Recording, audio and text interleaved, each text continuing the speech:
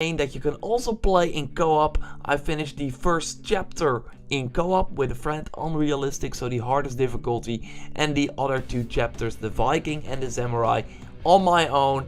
And I'm here to discuss if I liked it or not, if you should buy this game for the single player campaign.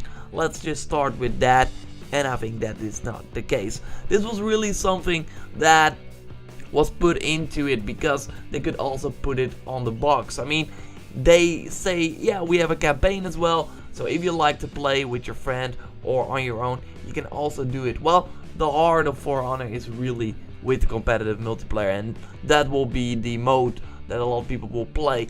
The single player campaign is around I think I finished it in 7 hours, so also unrealistic, that's the hardest difficulty. Then you will not see the art of battle system, so you will not see if your enemy is hitting you from the right. You see gameplay right now, you have to just look at the weapon, so that is actually pretty fun. But then I come to one of my first complaints about this single player. There's just simply not a lot of unique assets used for this single player. This means that you are still fighting the same heroes that are in the game over and over again. So when you take out or when you go and fight a samurai base, you will just find a Shigogi, a Orashi, a Nobushi, and yeah, that's it, right? And a Kensei. So that's all the enemy variation you have. You have these soldiers as well, and that takes you a little bit out of the experience as well. All the soldiers, of course, that are known for the Dominion mode, they're of course also in the skirmish mode in the game. They look the same, so when you have your whole army of Viking soldiers, they all have this beard. It takes you out of the experience, that's what I'm trying to say. And when the For Honor campaign is trying to do something unique, that's where it shines the most. I will not spoil it because those are actually the most fun parts, but there is some stuff that they specifically made for this campaign. So you will walk through some maps you will recognize, but there are also new environments that you haven't seen in the multiplayer maps, and there are also enemies. Not a lot, like very little, but still, it's awesome to see them do something new. But they could have done way more with that. If they really had different types of enemies for the single player that we simply can't fight in the multiplayer, that are simply not the characters that we can play ourselves, that would be way more fun. But that also shows you that this was kind of a afterthought. And the story is also why it looks like an afterthought. It really looks like some sort of play. It's like pretty small, while it's really going about war between the 3 factions. You have like this small group, and you're like killing a bunch of other guys that, for example, the knights that have left their post, so you are going to kill them all, and stuff like that. There's just nothing really exciting, and the ending is also like super stupid actually. Some of the dialogues are simply not interesting. It's like super thin. It's like not a lot of thought put into it, so that's what's also really sucks. Also, if you want to play the single player for the like rewards, that's also something I thought, okay, it's cool, right, that some stuff that you do in the single player gets transferred to the multiplayer, but in the end this was not really as much as I hoped. So you can find like these breakable vases and crates and stuff like that. You can break them and maybe find some steel or an emblem or something like that. So yeah, that can be carried over to the multiplayer, but the steel is like 10, so it doesn't really make sense. And if you kill an enemy, then you can level up. The stuff like that is like solely based on the single player. So if you play the raider in the single player, you will not have that level when fighting in the multiplayer.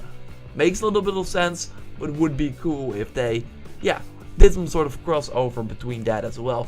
Speaking of the heroes you can play in the single player, you can choose. It's really, now you're going to play the raider, now you're going to play the Orashi, now you're going to play that guy. So it's not a lot of variation, and what if you don't like the character that you have to play all the time? Well, that sucks. Or if you're simply not good at the character, because I know from trying all the characters that some characters just simply don't feel right for me, and if you have to are forced to play that character in the single player, that really sucks. So of course you fight a lot of AI, and I think the AI in For Honor is pretty good. The bots you can fight really have a challenge. It's not like, I'm against the bot, this is going to be fun. No, they really did a great job at making a great AI for this game. And that's of course necessary if you want to train, or if you fight against the bot while you're waiting for other people to join in your multiplayer match. So that really makes sense. But in the single player, this is still the case. Great AI, but they can be very manipulative. So for example, if some enemies are in a building, they can't leave that building. So okay, once you know that, you can just stand outside, rest, wait for your heal to like get back from cooldown, do your heal, get back into the house and start killing them. So stuff like that. And also with the Raider, you can of course easily throw off people from the edge. Well, you can do that as well here, and it's pretty easy with AI. If they just block, you can just grab them. While of course with real enemies, if there are real like players, they know that they don't have to stand near the edge if you're against a Raider, stuff like that. So stuff like that makes it a little bit more easy. If you kill the enemies though, because that's another thing, running like past the enemies is also a great tactic, because sometimes it just says reach the gates or something like that. So you can just run past everyone at the gate, you press circle, I play on PS4, and then the cutscene starts. And bosses, you still have to beat those of course. Sometimes you have to kill invaders or whatever, but if you don't have to kill enemies, you can just run past them, and it doesn't matter. I mean, in games like Dark Souls or Bloodborne, killing enemies gives you souls, makes you a better player.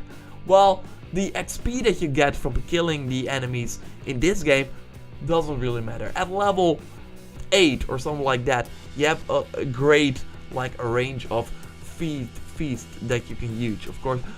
Of course, we know them from the multiplayer. So passive ability that you get some health once you're out of combat, or an active ability that you, for example, can heal yourself. But once you figure out that the one where you can heal yourself, it's like a cooldown of 15 seconds or 20 seconds. It's super slow, super fast that you get that back. And you also have an active ability that makes your attacks unbreakable. So you can just hit that one and start spamming, because the enemy can block your attack, or it's very hard for them to block your attack. So that's very effective. So if you find out, okay, those two skills are the best options I have, then there's no point at leveling up, because the only thing you get from leveling up are these skills. So it's like no real reward to kill the enemies that come across your way. They're just irritating, and they're all the same. It's I'm going to attack a Raider camp. It's a Raider and a Berserker, and it's just nothing special. And they could have done way more with this, but yeah, like I said, it really shows you that this was, I don't want to really say an afterthought. There are some cool things in the game, and of course it looks really amazing. So to attack a castle from the samurais, or this Berserk camp, fight against the knights, it all looks very amazing. So that is what really helps this. The idea that you're doing this is super awesome, but then the gameplay and stuff like that, I mean, you see that they've tried. Sometimes you see, for example, them doing some variations that I will not talk about, because that's really a spoiler that you want to see for yourself.